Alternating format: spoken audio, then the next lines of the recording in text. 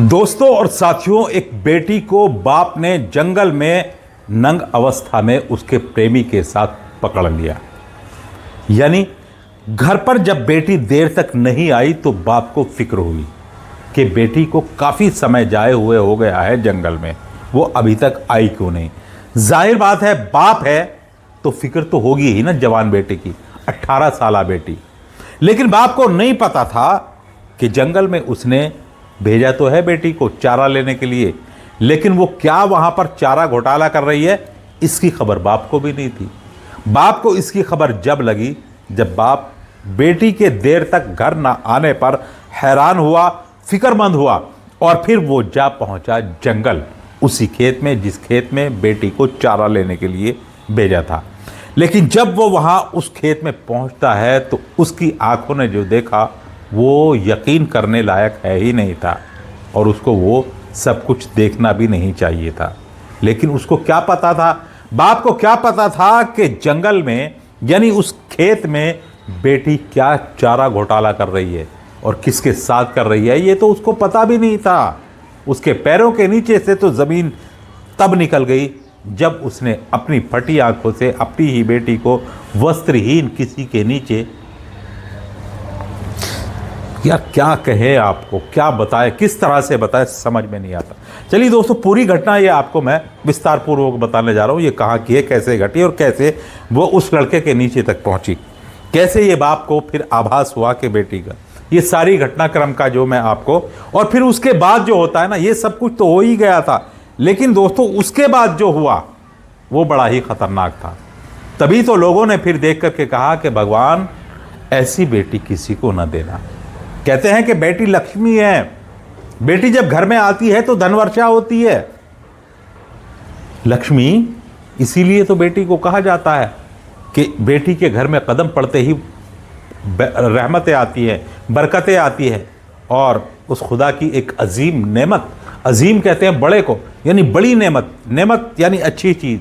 तो दोस्तों ये सारी घटनाक्रम को जो मैं एक जगह जोड़ करके आपको पूरी विस्तार पूर्वक ये घटना आपको बता रहा हूँ, बस बने रहिए मेरे साथ। मैं खुर्शीद अहमद भाई जी, और दोस्तों इस तरह की घटनाएं आप मेरे चैनल पर देख सकते हो निष्पक्ष तरीके से, वो कहीं की भी हो, पूरे देश की हो या आपके उत्तर प्रदेश की हो या किसी भी राज्य की हो, उसको मैं अपने तरीके से निष्पक्ष तरीके से आपको बताता और सुनाता हूँ। बस आपसे रिक्वेस्ट कि इस चैनल को सब्सक्राइब करके हमारे यूट्यूब परिवार का हिस्सा बने और जल्दी से जल्दी मिलियन इसके सब्सक्राइबर कराएं। ये आपकी जिम्मेदारी है, मेरी जिम्मेदारी आपको घटना को सही तरीके से अपने अंदाज में आपके सामने लाना। तो चलिए सुनिए इस पूरी घटना को। दोस्तों उत्तर प्रदेश का ज़िला बस्ती मशहूर है, पूरब में है, मैं पश्चिम में हूँ। हमारा ज़िला बिजनौर जो पड़ता है वो पश्चिम में पड़ता है, और ये जो बस्ती है ये पूरब में पड़ता है। तो ज़िला बस्ती में कृष्ण कुमार अपनी 18 वर्षीय बेटी को कहता है कि बेटी चारा ले आ जंगल से।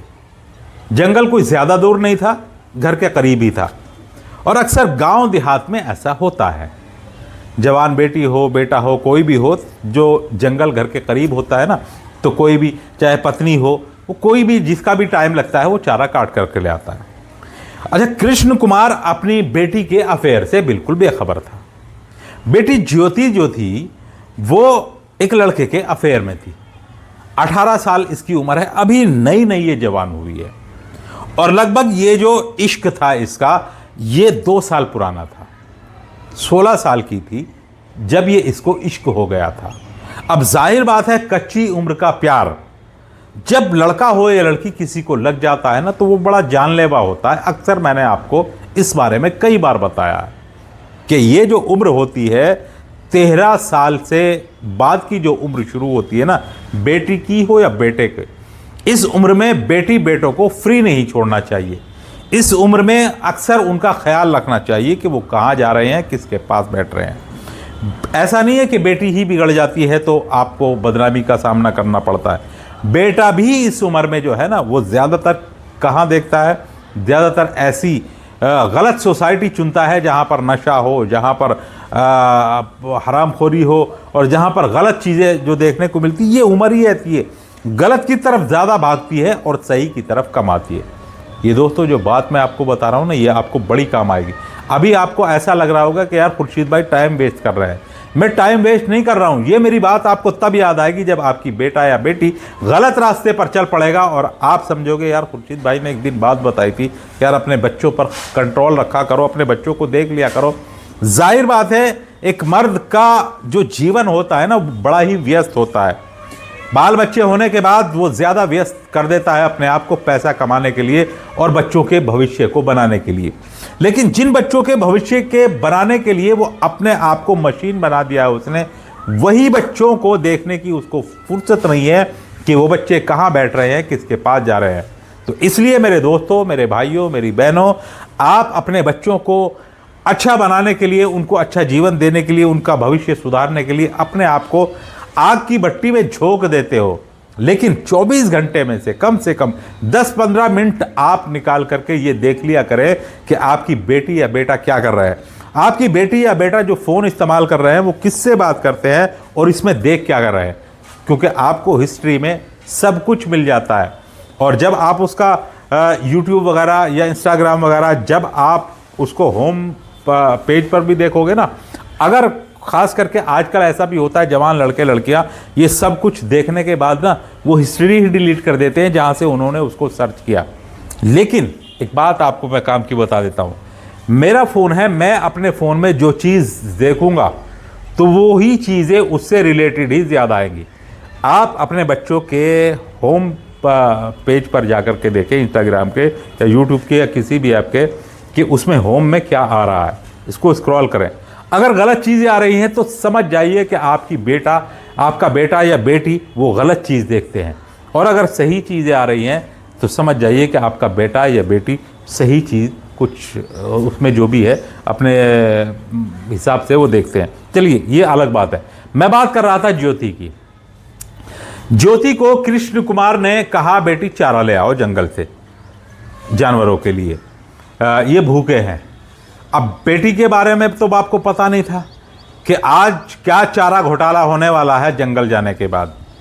अब बेटी को जब बाप ने इजाज़त दे दी जंगल जाने की, तो जंगल जाते जाते उस लड़की ने, बेटी ने, यानी 18 वर्षीय बेटी ज्योति ने अपने प्रेमी को बता दिया कि आज मौका अच्छा है, बहुत दिन हो गए मिलन को तरसते हुए, लेकिन मिलन का मौका नहीं मिल रहा था। लेकिन आज तो बाबा ने मुझे खुद ही इजाज़त दे दी है जंगल जाने की।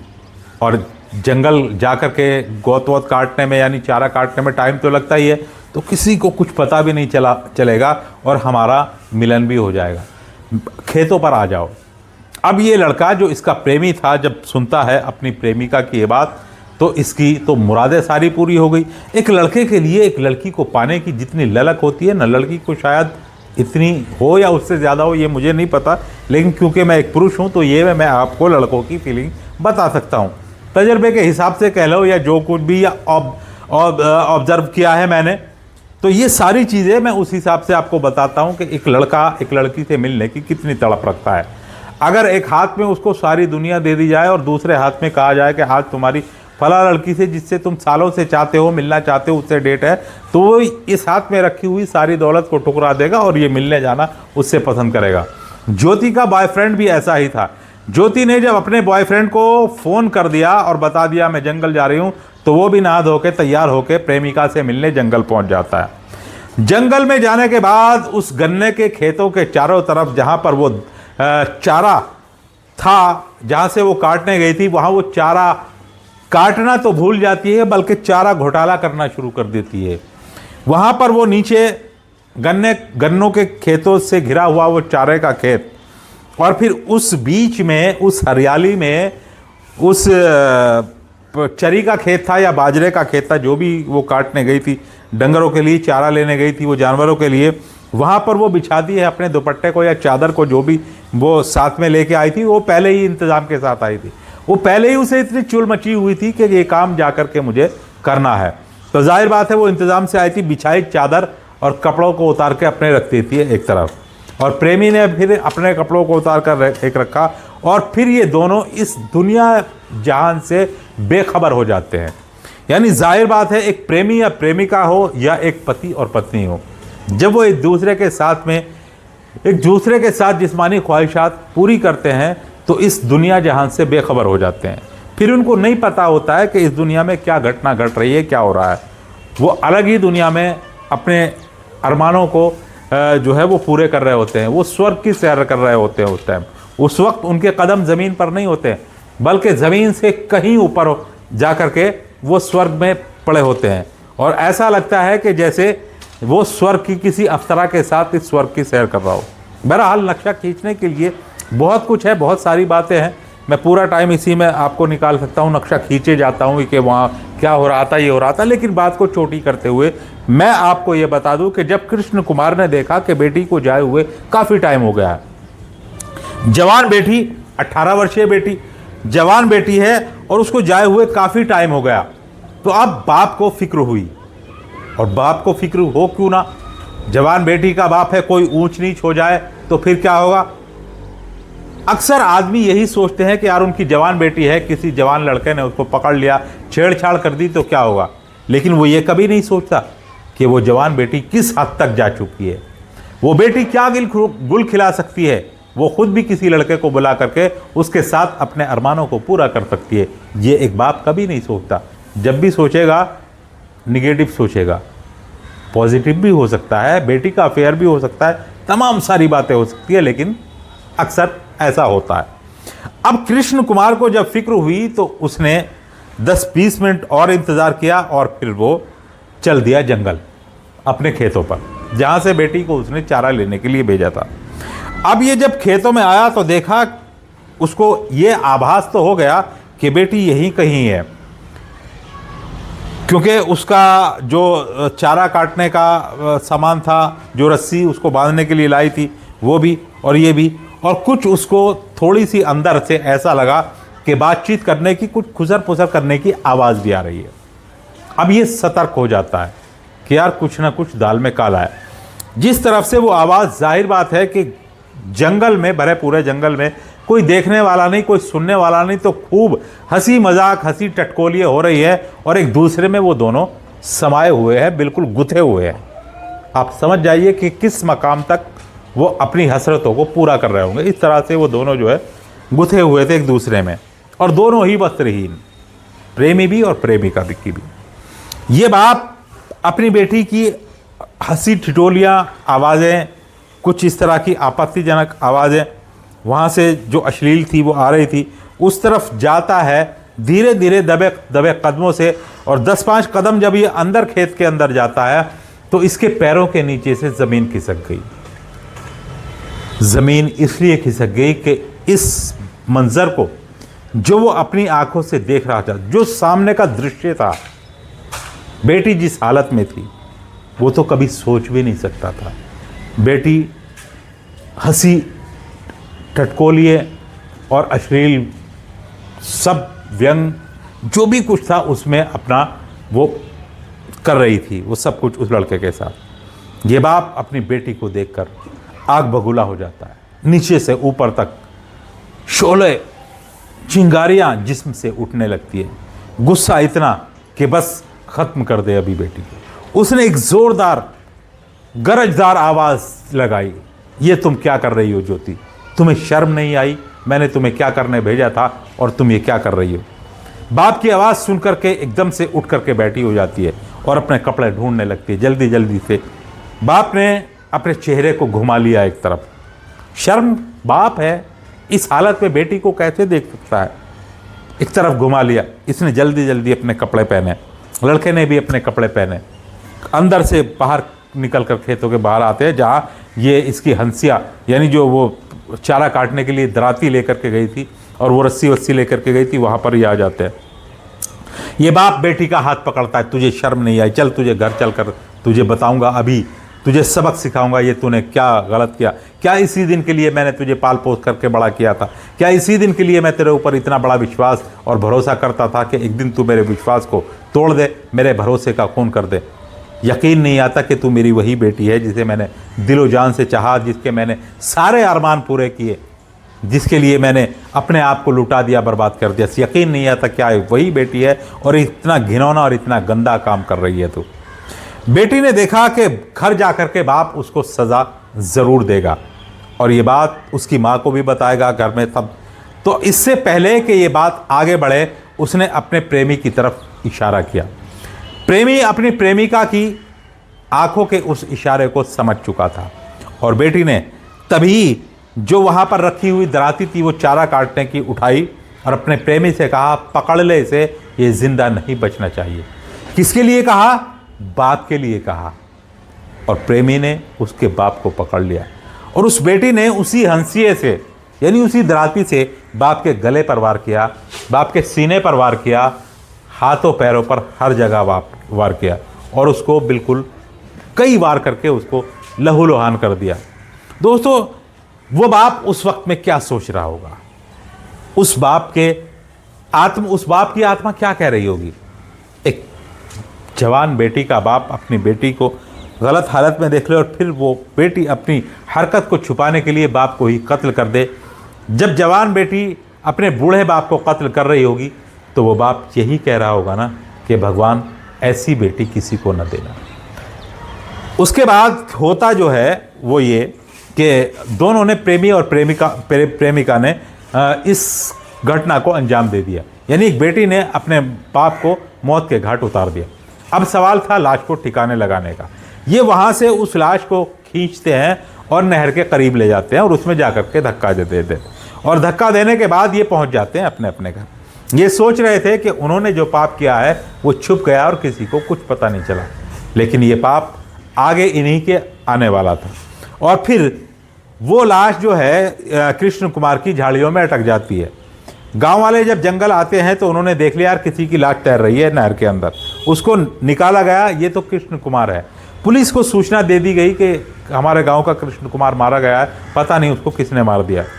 पुलिस जब आई उसने अपने तरीके से तहकीकात की, घर में इधर उधर पता किया, घर वालों से पता किया, घर वालों ने बताया कि बेटी को चारा काटने के लिए भेजा था, फिर पीछे पीछे से उसको देखने बाप गया था। पुलिस को इतना हिंट मिला तो बस अब बेटी के ऊपर शक गहरा गया। ज्योति को थानेदार ने बुलाया और उसको बिठा करके कहा कि देखो ज्योति, जो भी तुम्हें पता है वो सच सच हमें बता दो। सच सच नहीं बताओगी तुम तो फिर सच्चाई तो हमें पता चली जाएगी, बाद में तुम्हें कितनी परेशानी होगी ये तुम समझ भी नहीं सकती।